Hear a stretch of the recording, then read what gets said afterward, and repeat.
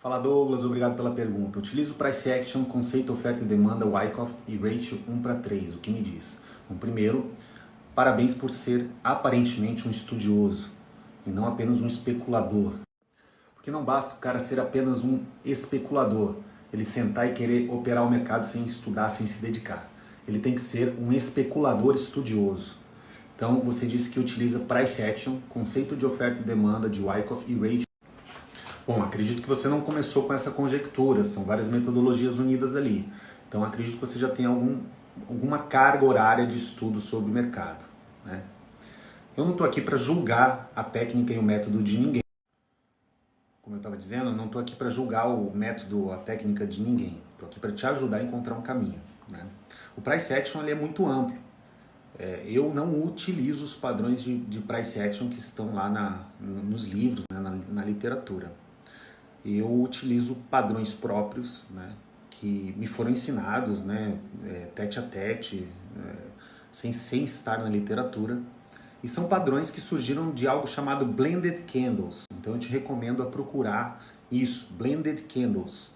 Vai no Google e coloca Blended Candles, que é mais ou menos misturar os padrões do Price Action, né?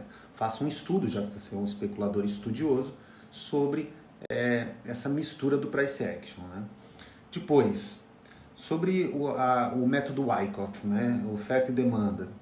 Eu tenho ressalvas com relação a isso aí. É um método que está na moda, mas a minha ressalva é a seguinte: o pessoal fala assim, eu vou seguir os big players, né? Os grandes players. Até certa vez, um rapaz estava lá no meu jiu-jitsu e ele foi lá conversar comigo. E ele disse também que usava Wyckoff e que usava oferta e demanda e que ele tinha que seguir os grandes players. E aí eu falei para ele o seguinte, olha, nem sempre você seguir um grande player é interessante, porque você não sabe quais são as intenções desse grande player. E a prova disso é que eu convidei ele para entrar no dojo, botar um kimono, ele já treinava jiu-jitsu, mas não era faixa preta como eu sou, e falei, vamos lutar, começando em pé no judô, e eu vou te mostrar que quando você começar a me seguir, vai ser a melhor coisa para eu vencer você. Então, o grande mestre Armando Vrides falava, faça o que seu adversário quer fazer, mas não como ele quer fazer. Então, esse conceito é usar a força do meu adversário contra ele mesmo. E assim, isso é uma ressalva que eu tô te dando, eu não tô querendo julgar o método ou dizer que não se ganha dinheiro com Wyckoff. Na verdade, o grande norteador que tu tem que ter é o seu bolso.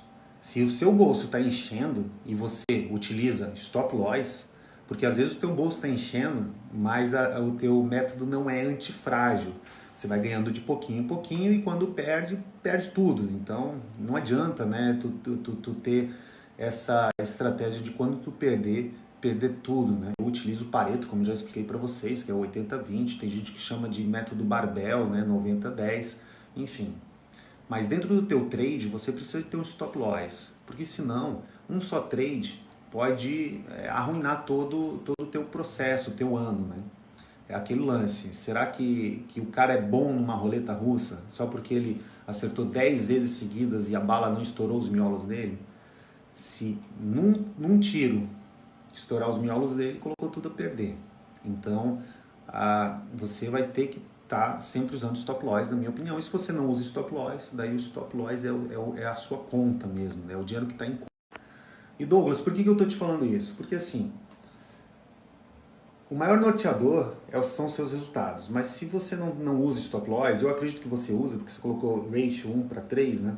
Mas alertando os outros, porque eu vou falar, o seu maior norteador são os resultados. Daí alguém pode estar ouvindo isso aqui e falar, tá vendo? Eu estou ganhando dinheiro, então o meu maior norteador são os meus resultados e eu estou ganhando dinheiro, então eu sou o cara, tá certo, vai dar certo. E não vai, a gente sabe que o método que não usa stop loss, ele não tende a ter uma vitalidade. Na verdade, se alguém te mostrar ganhos que só crescem e não tem um stop loss, só lucro, lucro, lucro, lucro, questione, porque você não sabe como esse sistema vai se comportar quando tiver ali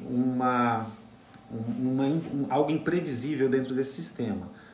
Aonde que seria a perda, né? A perda máxima desse sistema? Você não sabe, não tem esse dado, então não seria interessante. E aí, avançando na sua pergunta, você disse que usava um ratio de 1:3, né? 1 para 3, acredito que você está querendo dizer, né, aí, e falando para o resto do pessoal, que você arrisca 1 para ganhar 3. Eu também tenho ressalva com relação a esse ratio, né, desconectado do gráfico. Eu sou grafista puro, né, não é price action, uso padrões de leitura gráfica. O gráfico para mim é uma linguagem e eu tenho um sistema de decodificação dessa linguagem, ele é objetivo. Então, eu sempre leio o que o gráfico está me dizendo, né? Porque eu tenho a entrada, um trade ele possui uma entrada, uma permanência e uma saída. Então você tem que ter motivos para entrar, motivos para permanecer e motivos para sair. O gráfico é que me diz quando eu vou sair. É lógico, eu consigo ver de antemão os alvos de stop loss de gain. Mas se eu colocar um alvo específico, vamos supor lá, eu penso só em pips, né? Se eu coloco lá 20 pips, então eu estou entrando para ganhar 20 pips, 20 pips, 20 pips, e eu não estou olhando o que o gráfico está me dizendo, essa entrada é desconectada da realidade. Então eu preciso sempre me conectar à realidade. E se eu tiver ali, eu entro para perder 20 e ganhar 60, perder 20 e ganhar 60, 1 para 3. Todas as vezes, sem olhar o que o padrão gráfico, porque o gráfico está em constante contração e expansão. Agora nós estamos vendo uma expansão da oscilação.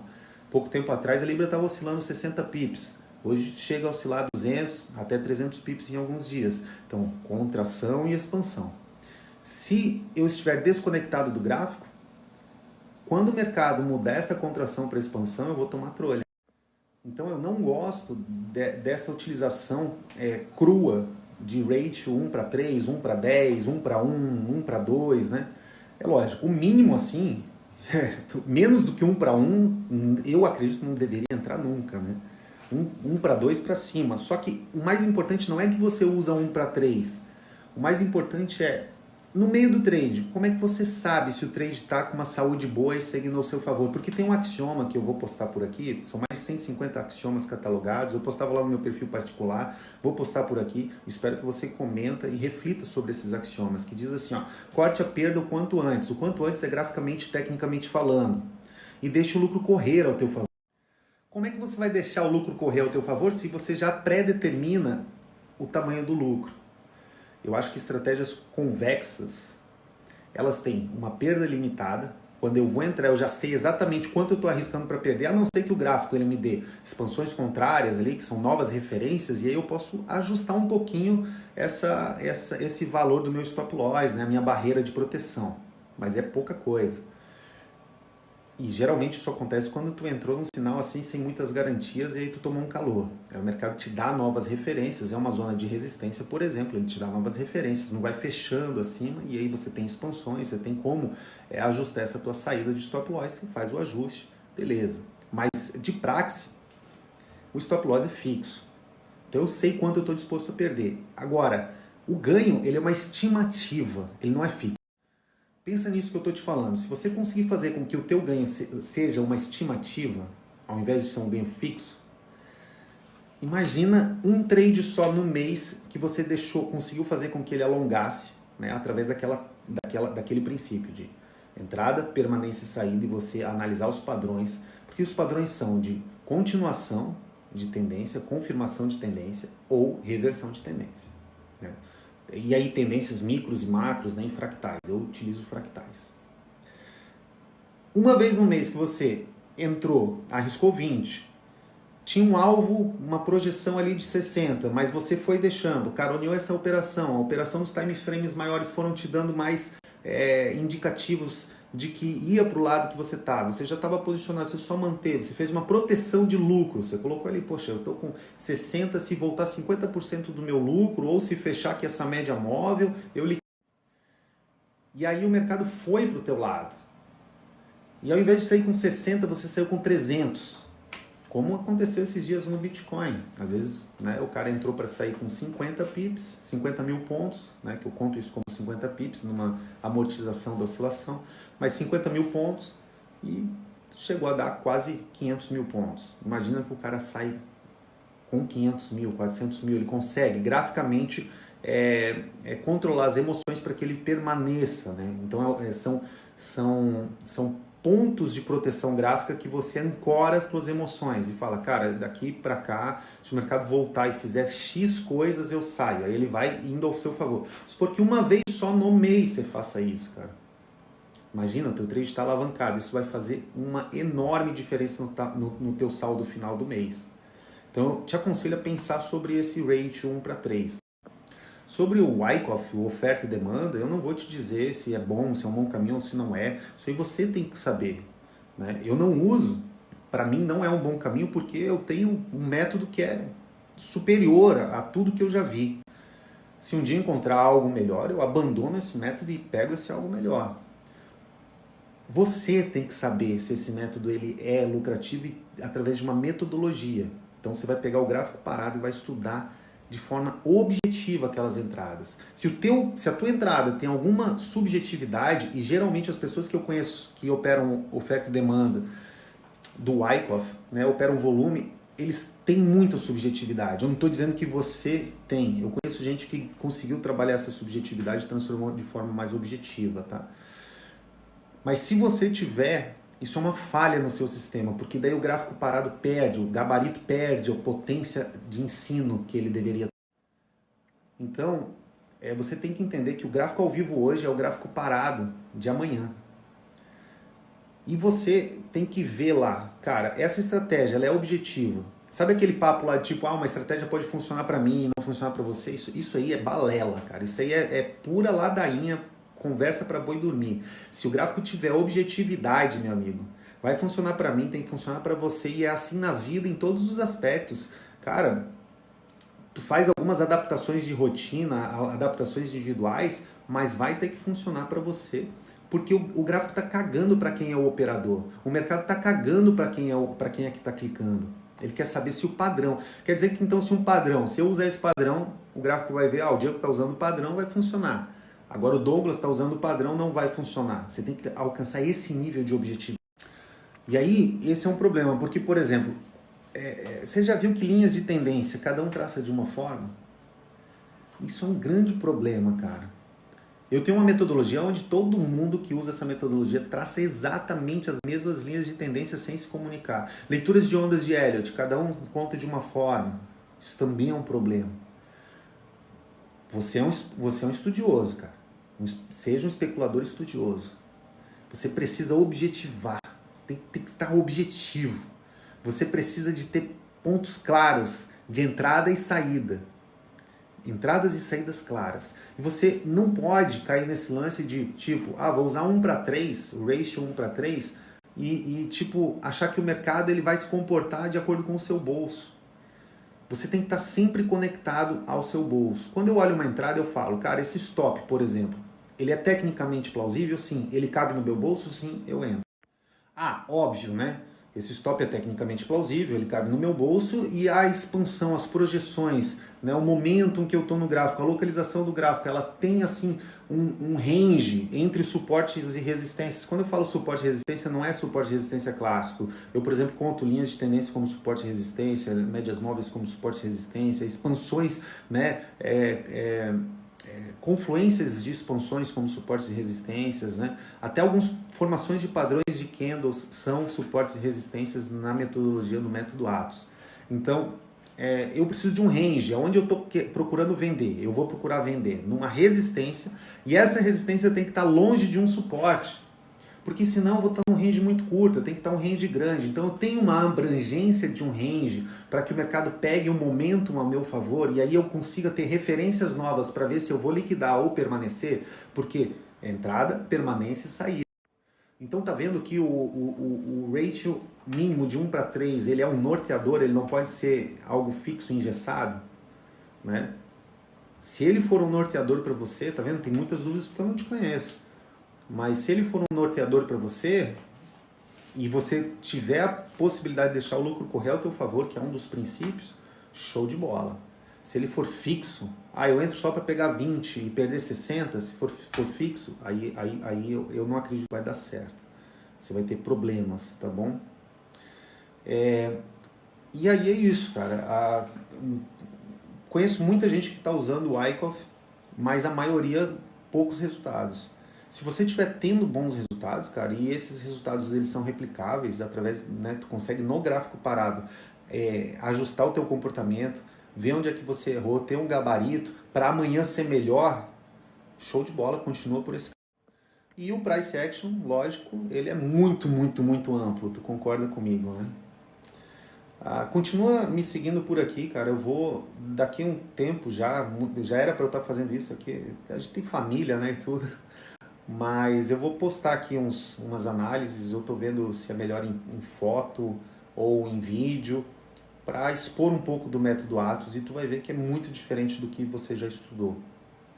A forma de gerenciamento que eu uso ela é em pips. Te aconselho sempre a pensar em pips, porque o pip vai ser o que vai te conectar também para o gráfico. Mas isso tu faz uma outra pergunta sobre gerenciamento, aí a gente vai debatendo aí outros dias, tá bom? É isso aí, muito obrigado pela tua participação. Vocês que estão aí me vendo, perguntem. Eu não sou o dono de todas as respostas, tá vendo? Método Wyckoff ali, eu não uso, então não tem como eu ficar falando para você não. Acredito que ficar seguindo o Big Player, você pode cair numa manipulação de mercado.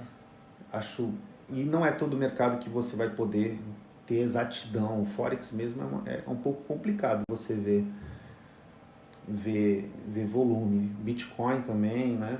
Mercados menores ali, como o mercado brasileiro, aí beleza. Eu acredito que o futuro é o book cego, tá? Esse negócio de seguir mercado é muito interessante. Eu tive um professor que operou o pregão ao vivo e ele tinha que se esconder. Ele era um big player, bicho, e ele tinha que se esconder, ele tinha que criar pseudônimos, ele tinha que pagar laranja. Cara, porque quando ele lançava a ordem, a galera ficava. Tinha gente que sabia que ele era vencedor no mercado, aí ficava esperando ele dar ordem.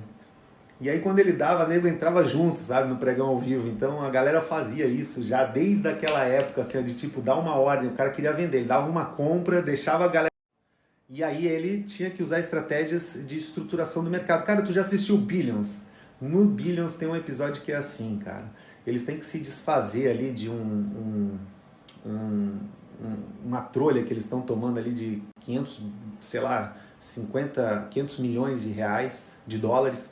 E aí eles começam a fazer operações estruturadas para se desfazer dessa trolha. Então eles compram um pouquinho, vendem um pouquinho, compram um pouquinho, vendem um pouquinho, liga para os contatos deles, né? O Bob Axelrod liga para os contatos deles e vende um pouquinho, compra um pouquinho, vende um pouquinho e vai criando padrões ali, né? Por que o cara que está querendo se desfazer do mercado, por exemplo, o dono da JBS, no caso do Wesley Day, ele foi pego por inside information, né? Ele não poderia se desfazer de uma vez por todas dos ativos dele da JBS e comprar dólar, porque ele era o dono da empresa. Imagina você, acionista da JBS, e ver que o maior acionista, o dono da empresa, está se desfazendo da noite para o dia de todas as suas ações, você vai querer se desfazer das suas também, né? Aí o que ele fazia? Por meses ele foi criando estruturação de operações. Compra um pouquinho, vende um pouquinho, compra um pouquinho, vende um pouquinho. Isso vai gerando padrões gráficos. E é aí que nasce o método Atos, sacou? Eu não preciso de ver o volume para ver os big players. Eu vejo a movimentação, porque o volume também está contido no candle, tá? E aí, cara, imagina, velho. Esse cara da JBS levou meses para fazer essa estruturação, porque ele tinha informações privilegiadas do segredo que corria de justiça lá. E aí levou meses para ele fazer essa estruturação. E por que ele queria vender e às vezes comprava? Porque ele queria manipular a galera, porque ele tem que vender caro. Se ele vender e o preço começar a cair, ele vai vender muito barato, ele vai perder. Então ele vendia uns lotes, aí comprava um pouquinho, aí vendia de novo, ia manipulando o mercado dessa forma, né, com inside information. E a galera vai ter, os big players vão ter inside information, cara. Por mais que seja contra a lei, o jogo nunca vai ser justo, velho. Isso é guerra. Na guerra não tem esse negócio de justo e injusto, sacou? Tem que entender que é a guerra. Guerra é guerra. Isso aqui é igual guerra mesmo. Na guerra não tem muita lei, né? Então esse é um dos problemas. Eu tenho outros problemas, daí eu ia me delongar muito aqui, né, com relação a usar isso que você usa. Mas novamente, o problema é meu. Se você está tendo bons resultados, cara, continua. Mas fica atento, cara. Se você não estiver tendo bons resultados, dá uma estudada no backtest, porque às vezes o que você acha que é objetivo não é. Às vezes o que você acha que é bom não é. É muito amplo. Eu teria que abrir uma live contigo e conversar mais contigo sobre isso, ver o gráfico, ver onde é que tu entra, onde é que tu... Quem sabe no futuro eu possa fazer igual o Érico Rocha faz ali, 7 da manhã, abrir uma live e conversar com a minha audiência e ver como que eu posso ajudar vocês a encontrar o caminho de vocês. Quando eu digo o caminho de vocês, é o caminho que o caminho que você está indo, cara, qualquer pessoa tem que conseguir replicar, senão é subjetivo, senão é algo subjetivo. Não tem feeling, esquece esse negócio de ter feeling, tá bom? Tem que ser objetivo. E aí, lógico, o comportamento ajustado dentro dessa objetividade, que daí é rotina, você operar num santuário. Eu tenho um santuário aqui, ó, cara, fico aqui, ninguém me incomoda. Quando eu quero, convido alguém para vir para cá. E, enfim, estou sempre descansado. Agora o mercado é 24 horas. Tem várias coisas boas aí. Mas eu tenho que saber quando eu estou bem para operar. Isso também eu vou debater e discorrer por aqui no Método Atos, tá bom? Quais são os atos que você tem que te trazem sucesso e quais são os atos que te trazem fracasso? Então, novamente, aí, Douglas e quem está me assistindo, desculpa aí por ter delongado. Gosto muito de falar sobre isso. Cara, minha esposa não me aguenta falar sobre isso. E é um dos motivos pelo qual eu estou muito feliz aí por essa empreitada que eu estou tendo, né? De fomentar esse conhecimento do Método Atos, né? Espero que vocês... espero ter poucos haters, mas também se tiver, não tem problema nenhum. Os haters são bem-vindos lá no meu dojo, tá bom? Quem que às vezes tu tem vontade de me bater, velho. Porra, tu tem a oportunidade, porque dentro do dojo, né? Tu pode me bater e não vai nem ser contra a lei. Estou aqui para ajudar vocês, estou aqui para fazer mais dinheiro ainda do que eu já faço no mercado. Estou aqui para conhecer pessoas, fazer parceiros, influenciar, ser influenciado por boas pessoas também, que eu quero me conectar com pessoas que vão para onde eu quero ir, eu tenho ambições na vida. E contem comigo, tá bom? Contem comigo. No que eu puder ajudar, tamo junto. Sinistro. E é isso aí. Ô Diego, cara, o que tu entregou hoje lá no Instagram foi muito acima da média, mano. Eu sei porque, tipo, eu sigo alguns caras aí, né? E, meu Deus do céu, Diego, nem se compara, cara, a qualidade do que tu entregou ali, cara. Mas, tipo assim, ó, não existe comparação, cara, com os influenciadores que tem por aí, cara. Porra, bicho, eu fiquei impressionado, assim, cara. Foi muito massa, muito massa. A estética aí de onde tu gravou é legal, cara. Aquele quadro lá tá atrás e tal, o teu escritório aí é bonito, cara. Pô, achei legal pra caramba, Diego, sinceramente.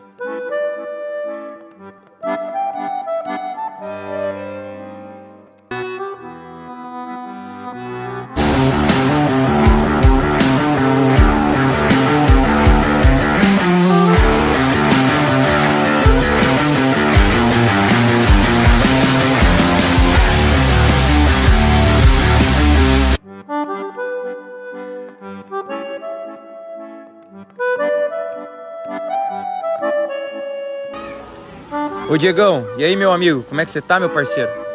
Piá, seguinte, cara, tem um amigo meu, cara, que ele só tá tomando na cabeça. Tanto que ele até brigou com a irmã dele, Piá, por causa que tá investindo da forma errada. E, cara, daí ele veio falar comigo, eu falei, cara, eu não posso passar nada pra você, cara. Infelizmente, cara, é um código de honra que eu tenho com o meu mestre, Sensei, que abriu essa oportunidade pra mim aí. E daí, assim, cara, ele quer muito participar aí dessas aulas, cara. Eu sei que agora o grupo já tá fechado desse novo método Atos, né, que tá rolando. Mas não sei como é que você tá fazendo agora, como é que é os planos e tal. Qualquer coisa eu passo o contato dele, você conversa direto com ele, ou ele te segue, te manda uma mensagem. Ele tá super interessado aí, cara. Mais uma graninha que entra aí na tua conta. Beleza, meu?